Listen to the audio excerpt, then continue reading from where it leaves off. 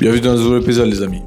Aujourd'hui on va parler de problèmes de genoux et de entraînement. Ce qu'on doit se dire c'est que être blessé au genou n'est pas quelque chose qui est problématique en soi, c'est quelque chose où on va devoir s'adapter pour continuer à s'entraîner et continuer à faire des gains.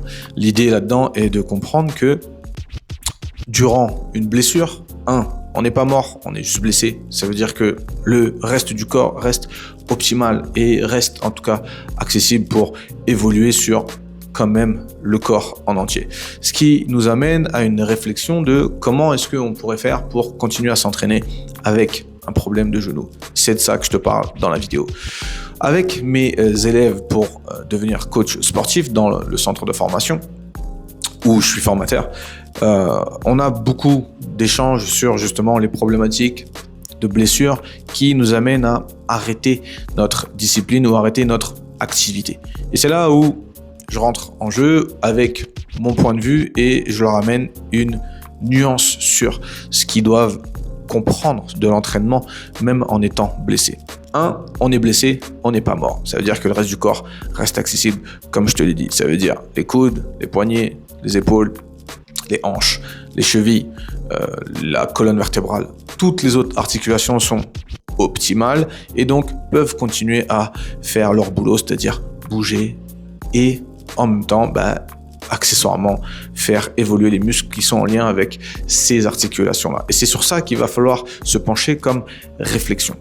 Ce que j'aime amener comme état d'esprit à mes élèves en CQPIF, c'est que il faut regarder le tout comme un continuum. Il y a un continuum, un spectre de mouvements, si tu préfères, sur le bas du corps qui nous amène à une réflexion qu'on va pouvoir utiliser pour pouvoir justement continuer à faire des gains sur le bas du corps, même avec un genou récalcitrant. Comment ce continuum est réparti ? D'un côté, on a les exercices avec hanche dominant. De l'autre côté, on a les exercices avec genou dominant. Jusque-là, normalement, je t'apprends rien. Et au centre, on a à peu près tout ce qui se situe entre middle, 50-50, 50-50. T'appelles ça comme tu veux, kiff-kiff. Je cherche un autre moyen de le dire, mais là, j'ai pas. Si jamais tu as plus, vas-y, mets-moi ça en commentaire. Je serais ravi d'en apprendre plus.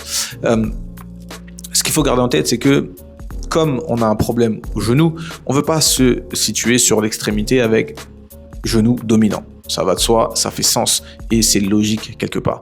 On va plutôt s'orienter vers des exercices qui vont être à hanche dominant. Qu'est-ce que c'est ? Romanian deadlift, puisque globalement, il n'y a pas trop de genoux dans le deadlift, et le hip thrust, et toutes les autres variantes, bien évidemment, avec une hanche dominant. On a maintenant de l'autre côté la genou dominant, l'extrémité genou dominant, front squat, overhead squat, leg extension, sissy squat, bref, tout ce qui est purement le genou qui travaille sur l'exécution du mouvement. Et entre les deux, comme je te le disais, on a des fentes où on a des mouvements qui sont 50-50, on ne sait pas trop, ou en tout cas, même en étant au milieu, on aura plutôt à être sur une hanche dominante ou sur une genou dominant. Et l'idée est, encore une fois, de traverser tout ce spectre pour continuer à évoluer sur le bas du corps, mais aussi pour continuer à faire évoluer notre capacité à progressivement revenir vers quelque chose de genou dominant, puisque tu le sais normalement si tu me suis, je suis pas de l'équipe du repos éternel, ou en tout cas du repos absolu quand j'ai une blessure. Par exemple, j'ai un de mes athlètes qui s'est fait une entorse. On a fait tout ce qu'on pouvait faire sans prendre le pied globalement en considération. C'est-à-dire tout ce qui était unipodal, on l'a fait puisqu'il s'est fait une entorse à un seul pied, enfin une cheville. Et tout ce qui était le reste du corps, on a continué à bosser. Et bizarrement, en continuant à s'entraîner et à solliciter de la manière que je te présenterai juste après les séances, on a eu un regain de cette entorse-là, c'est-à-dire on est revenu de cette entorse en moins de 10 jours contre les 3 semaines diagnostiqué par les médecins. Bref, c'est un détail, on n'y reviendra pas dans cette vidéo, c'est pas l'objet, mais l'idée est de se dire, ok, le but, c'est de traverser tout ce spectre pour revenir à une exécution genou dominant, parce que c'est notre genou, on va en avoir besoin un petit peu plus que sur l'entraînement précédent, donc il va falloir en prendre soin et qu'on puisse quand même continuer à s'en servir. Et c'est là où la réflexion sur les choix d'exercices qu'on va avoir va être cruciale sur notre évolution. Donc, dans cette vidéo, je vais t'expliquer un petit peu comment moi je vois les choses sur les séances à prendre en considération pour quelqu'un qui a des problèmes de genoux. Dans un premier temps, ça va se présenter en 4 temps. Première partie, on va faire un développement plutôt sur le système nerveux et on dira l'aspect force. Deuxième temps, on va travailler plutôt la puissance, la vitesse et toutes les qualités qui peuvent être associées à la relation force-vitesse. Troisième temps, on va travailler sur l'hypertrophie, le développement des tissus, c'est-à-dire on va rajouter de la viande globalement comme on dit dans le jargon. Et quatrième temps, on va faire du travail d'isolation et c'est à ce moment-là où on va faire un travail qui va permettre à notre genou de revenir dans les meilleures conditions possibles.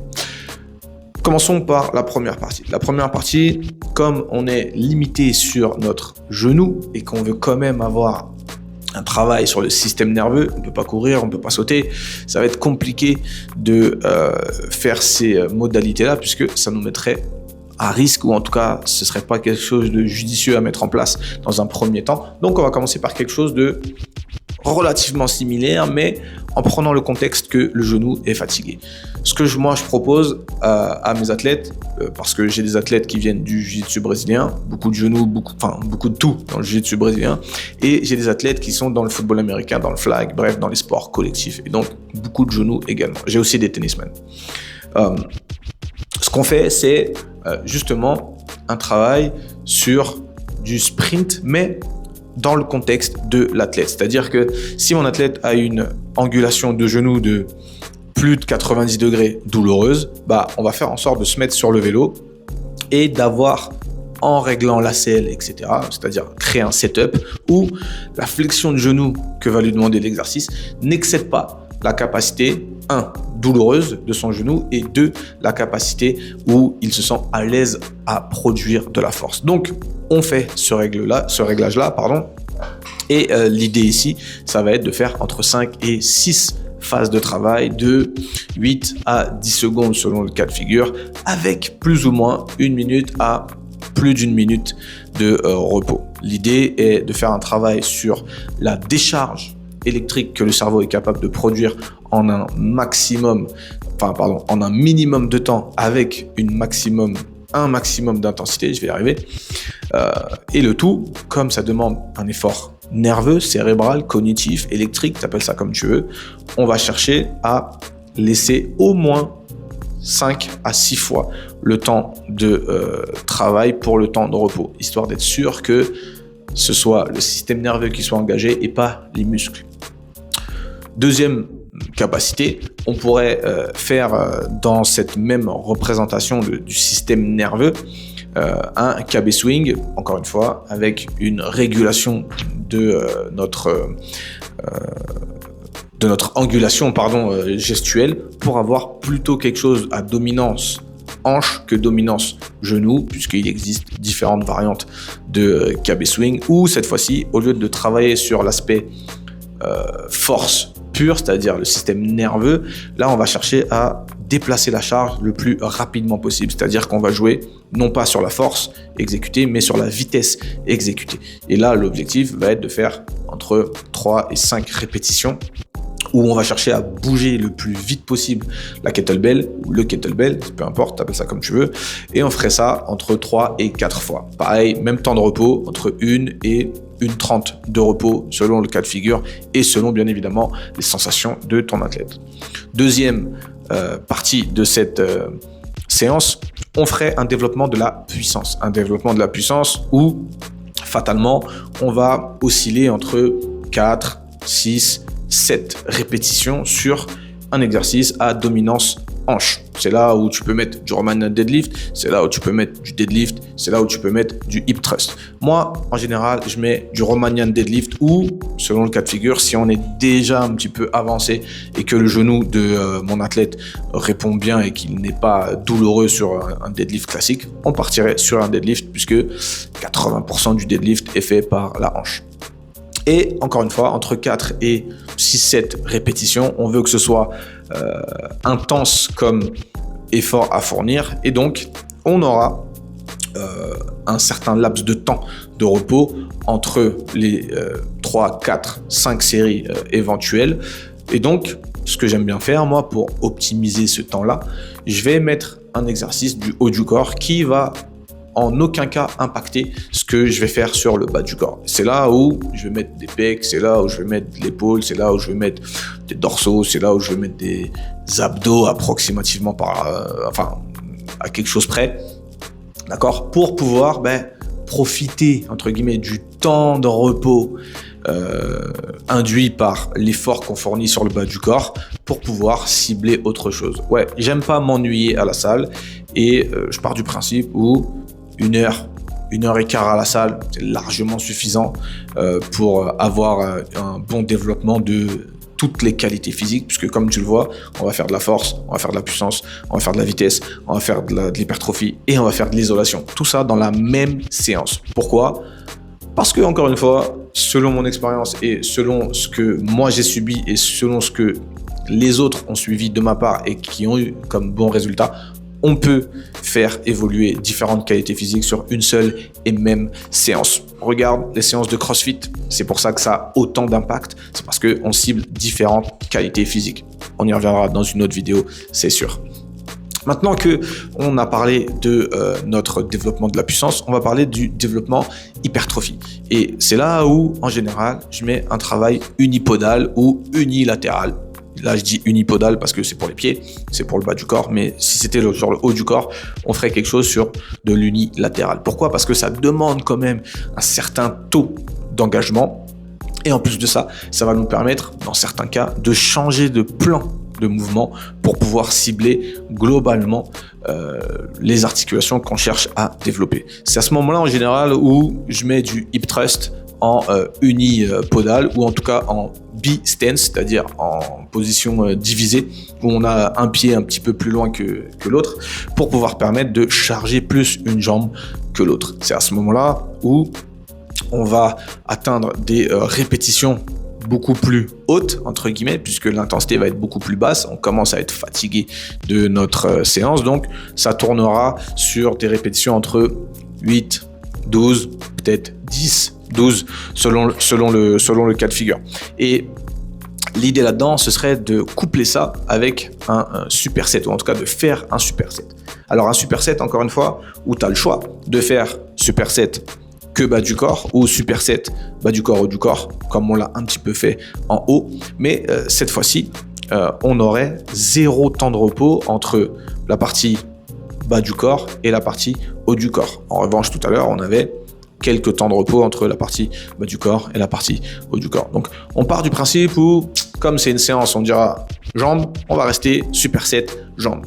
Donc, on reprend mon split stance ou B-stance hip thrust, que j'aurais fait jambe gauche et jambe droite, et tout de suite derrière, on enchaîne sur un exercice en général bilatéral selon ce que j'ai choisi en premier exercice, ou unilatéral selon ce que j'ai choisi en premier exercice. Je suis sûr que tu as la ref. Et je chercherai à changer de plan de mouvement. C'est-à-dire que si j'ai la capacité d'être dans une salle munie de machines, je vais me mettre à la machine d'abduction et je vais chercher à, en plus de mon hip thrust unilatéral, à faire des ouvertures de hanches à la machine abducteur. Si j'ai pas la machine ou si je veux passer sur un autre type d'exercice, je vais chercher à faire du sleg drag où je vais prendre ma charge sur le côté et je vais me déplacer latéralement pour avoir un travail aussi bien sur les adducteurs que sur les abducteurs. Et c'est comme ça que je crée un petit peu ma séance logique quelque part, où je vais faire le plan de devant, le plan de derrière.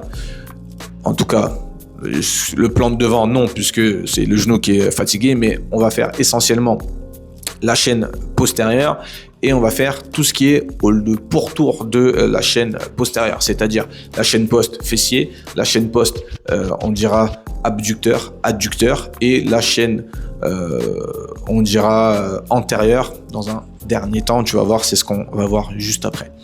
Et là, encore une fois, on placerait on placerait un nombre de séries sur les supersets entre 3 et 4 puisque l'intensité est relativement plus basse que ce qu'on a fait auparavant et donc nous permettrait d'atteindre un volume relativement important. On dira ça comme ça. Quatrième partie, où on cherchera à isoler cette fois-ci le genou. C'est à ce moment-là où je mets en place des choses pour évoluer sur le genou de mes athlètes pour que justement ils aient quand même ce fameux stimuli, parce que si tu stimules pas, ça s'adapte pas. Ok, donc nous on veut stimuler. Et comment est-ce qu'on peut stimuler de la manière la plus friendly possible? C'est tout simplement de l'isométrie. Et quand je te dis isométrie plus quadriceps et genoux, tu penses à la chaise. Well done. Donc la chaise, donc contre le mur.